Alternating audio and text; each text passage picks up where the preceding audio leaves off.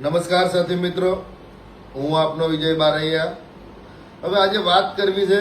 હમણાં સાઉથના કોઈક સ્ટેટમાં માનનીય સન્માનનીય ફેકુચંદ નરેન્દ્ર મોદી સાહેબે ભાષણ ઠોક્યું અને દેશને એનર્જી સેવિંગના મુદ્દાઓને કોન્સેપ્ટ આપ્યા, બચત કરવાનું શીખવાડ્યું.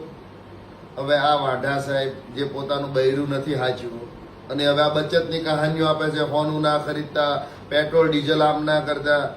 સાહેબ, તમે 100 ગાડીઓના કાફલા લઈને તો પેટ્રોલ ડીઝલના ધુમાડા કઢાવો છો. એ બચત નહીં કરવાની, ખાલી પ્રજાને જ શીખવાડવાનું, તમારે જ ખાલી આવું કરવાનું. હવે આ ભારતીય જનતા પાર્ટી તમે જોઈ લેજો શું આમને ધંધો કર્યો 2014 થી. ખાલી સલાહ આપી, પ્રેક્ટિકલ કઈ કામ થયું હોય આ દેશની અંદર તો બતાવો. અને ભક્તો નીકળી જાય ગામે ગામ, મોદી હે તો મુમકિન હે. શું કંકોડો મુમકિન? આટલા બધા આતંકવાદી હુમલા થયા, તમે જોયું ક્યાંય પકડાયા પ્રોપર આતંકવાદી? આણે જ કર્યું હતું. ખાલી વાતો જ કરવાની, ભલામણા તમારે નથી. મોટી મોટી ફાંકા ફોજદારી ઠોકવાની. જ્યાં જોવો તો કે મોદી હે તો મુમકિન હે. 4 લાખ કરતા વધારે મહિલા અને 5.5 લાખ કરતા વધારે બાળકો આ દેશમાંથી ગુમ થયા, જેનો આજ દિન સુધી હતો પતો નથી. કોના બાપની દિવાળી, કોના પરિવારના ઓછા થયા? મોદી સાહેબને જ પરિવાર નથી. એમને શું કંકોડો ખબર હોય તકલીફ શું થાય, કોની મા બેન દીકરી ગાયબ થાય, કોનો દીકરો દીકરી ગાયબ થાય? આ સુરક્ષિત હાથોમાં દેશ. એક આતંકવાદી પકડાયો નથી, સુરક્ષિત હાથો દેશ. આટલા કરોડો રૂપિયા ડ્રગ્સ પકડાયું, કોને તમે આજીવન સજા આપી દીધી? બતાવો મને એક દાખલો લાવો ગુજરાતમાં. કયા બુટલેગરની કે તમે ડ્રગ ડીલરની તમે પ્રોપર્ટી ટાચમાં લીધી? ખાલી પ્રજાને સલાહ જ આપવાની.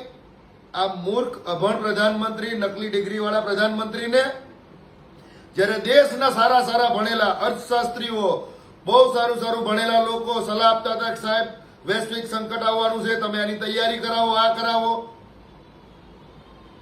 अपन तो क्या झोला लेके निकल लेके, એને ઝોલો લઈને લેવાની તૈયારી કરી. આ આપણને પેટ્રોલ ડીઝલ બચત કરવાનું કીધું અને સાહેબે નક્કી કર્યું હું તો જઉં છું યુરોપ ભૂરિયાઓ જોડે મજા કરવા અને તમે આ બધા બચત કરો. આપણે બચત કરો એટલે આપણે ટેક્સ વધારે ભરાય. એ ટેક્સ ભરવી એટલે મોદી સાહેબ વિમાન લઈને યુરોપ જાય, લંડન જાય, પેલા શું ઓલી મીમ ચાલતી હતી મેલીની મેડમને મળવા જાય, આ બધું કામ કર્યા કરે મોદી સાહેબ. એટલે સાહેબ તમારે એકલાને જ આ બધા ધંધા નથી. તમે બધાને ઠોકું બનાવવાનું બંધ કરો. અને ખાસ તમારા અંધભક્તો છે બિલકુલ અભણ, મોદી મોદી મોદી કરીને ગાડા થઈ ગયા છે. ઘરે ખાવાનું વેચ નથી રહ્યો. છોકરા કંપની જાય તેલના ડબ્બાનું પૈસા ભાઈબંધ પાસે ઉછીના માંગે છે અને મોદી મોદી સોચ્યા છો ભક્તો. આ તમારી અંધભક્તિને લીધે આજની જ વાત કરું, નીટનું પેપર ફરી લેવાનું થયું. આવી ઢગલો એક્ઝામ પરીક્ષાઓ ફરી લેવાની થઈ. ગુજરાતમાં કેટલા પેપર ફૂટ્યા, કયા સુરક્ષિત હાથોમાં? હમણાં જ્યાં ક્લાસ 1, 2 ની કઈક પરીક્ષાઓ આવી એમાં ઈડબ્લ્યુએસ ને ઓબીએસ ને અન્યાય થયો છે ઓબીસી વાળાને, એનાય મુદ્દા ઉઠી રહ્યા છે. કોઈ જવાબ દેવા તૈયાર નથી.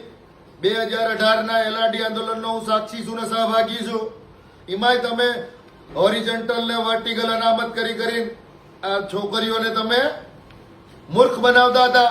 પછી કોર્ટ મેટર થાય, આંદોલન થયું, તમારે ના છૂટકે સ્વીકારવું પડ્યું અને તમારે 1500 કરતા વધારે દીકરીઓને પોલીસ કોન્સ્ટેબલની નોકરીએ લેવી પડી. એટલે તમે એક બાજુ ડાયલોગ મારીને જતા રહો છો, સચ્ચાઈ બતાવતા નથી. અને આ તમારા મૂર્ખાઓ જોતા નથી, કેમ કે ટેવ પડી જાય છે. મોટા ભાગના ભાજપમાં છે કોણ? તો કે ભાઈ ચીટરિયા, બુટલેગરો, ગુંડા, વાત બધા ભાજપમાં છે. કાંડ કરો, વોશિંગ મશીનમાં સાફ થવાનું, ભાજપમાં જાઓ.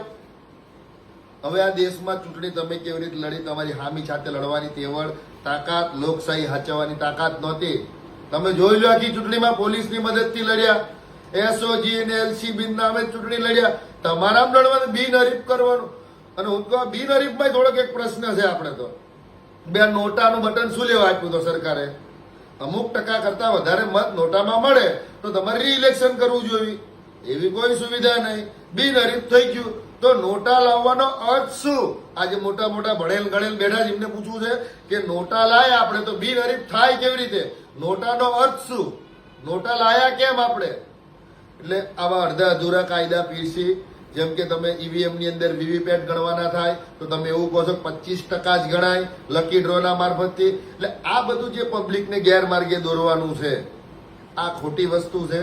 જો તમે સાચું જ દેશ માટે કરવા માંગતા હોય, કેટલી શાળામાં શિક્ષક નથી, કેટલી પ્રાઇવેટ સ્કૂલો મા બાપ પાસે ખાવાના પૈસાથી પણ દીકરા દીકરીને સારા એજ્યુકેશનમાં આપવા માટે પેટે પાટા દઈને ભણાવે છે, ઉઘાડી લૂંટો કરે છે સ્કૂલો.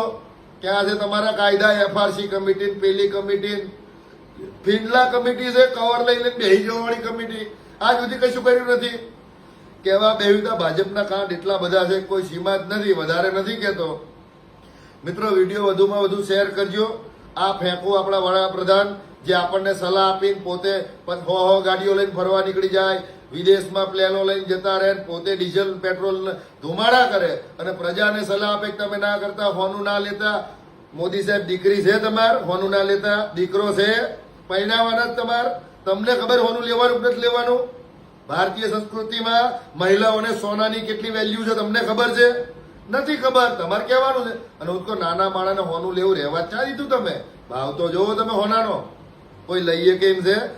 ચાંદી લઈએ કેમ છે? શું હાલી નીકળ્યા છો? હવે તમારે એવું કહેવાની જરૂર છે કે આપણે દેશભક્તિ કરવાની છે, એક જ ટાઈમ ખાવાનું છે. આપણે દેશભક્તિ કરવાની છે, ફાટલા કપડાં પહેરવાના છે.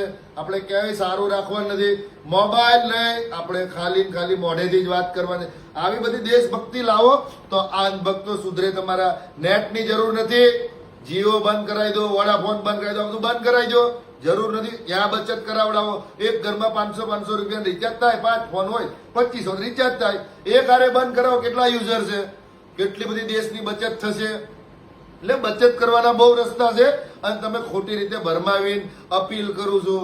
તમે અપીલ કરતા હતા 100 દિન આપો, સારું કરી દઉં. 2022માં ખેડૂતની આવક ડબલ કરી દઉં.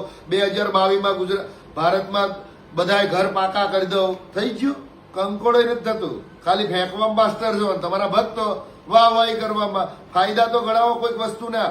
જીએસટી ઘટાડી, ડીલરોએ ભાવ વધારી દીધા. કોને ફાયદો થયો? કોઈ જ નહીં. એટલે હવે આ મારે તો, હું તો સમજુ જ છું. હવે આ તમારે બધાએ સમજવાની જરૂર છે કે આ ભક્તોની ભક્તિમાં રહેવું, સચ્ચાઈમાં આવવું અને બોલવું. જો તમે સાચા હોય, ભણેલ હોય, સમજ પડતી હોય, તમારે બોલવાની જરૂર છે. અને ફાયદા ગણાવવા હોય તો આવી જાઓ, બેહો મારી સામે. જે ભાજપના ભક્તને હોય ફાયદા, આવી જાઓ. કેટલા નુકસાન છે હું ગણાવવા તૈયાર છું. વધારે નહીં કહું મિત્રો, વિડીયો શેર કરજો. જય હિન્દ, જય ભારત.